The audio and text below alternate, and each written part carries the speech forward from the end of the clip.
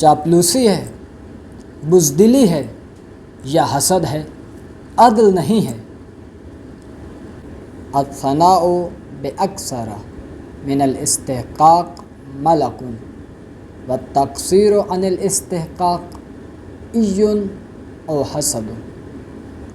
इमाम अलैहिस्सलाम फरमाते हैं कि जब आप तारीफ़ कर रहे हैं, किसी की सताइश कर रहे हैं, किसी को सराहना चाहते हैं उसके काम पर, तो इसकी 3 सूरतें हो सकती हैं।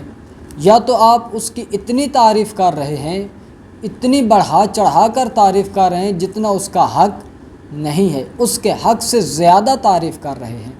या फिर दूसरी सूरत यह है कि जितना उसने मेहनत की है, जितने उसने काम किया है, जितने उसने लगन से काम किया और जितना वो हक़ रखता है कि उसकी तारीफ़ की जाए, आप उतनी तारीफ़ नहीं कर रहे। और तीसरी सूरत है कि आप उतनी ही तारीफ़ करते हैं जितना वो हक़ रखता है।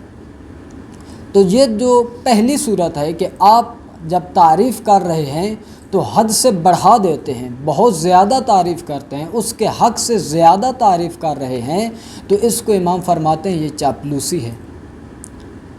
अस्सनाउ बेअक्सरा मिनल इस्तिकाक मलकुन, ये चापलूसी है। और चापलूसी एक बहुत बुरी सिफ़त है इंसान के अंदर। और दूसरी सूरत कि जब आप उसकी तारीफ़ उसके हक़ से कम कर देते हैं, जितना उसका हक़ है, जितना चाहिए हमें कि हम उसकी तारीफ़ की जाए करें और लोगों के सामने उसको बयान फरमा करें, हम उससे कम करते हैं।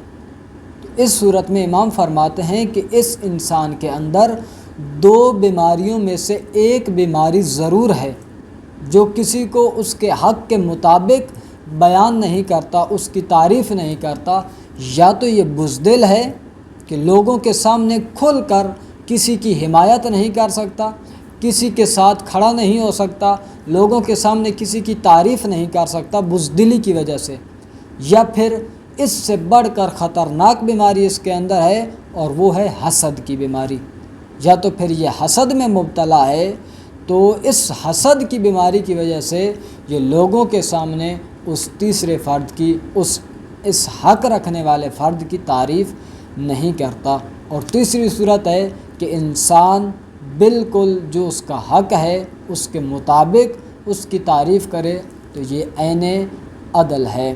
दुआ गो हैं खुदावंद मुतआल हमें इन तीनों ख़तरनाक बीमारियों से बचने की तौफ़ीक़ अता फ़रमाए, इस हसद से बचने की तौफ़ीक़ अता फ़रमाए, इस बुज़दिली से और चापलूसी से बचने की तौफ़ीक़ अता फ़रमाए, और अदल के मुताबिक ज़िंदगी बसर करने की तौफ़ीक़ अता फ़रमाए।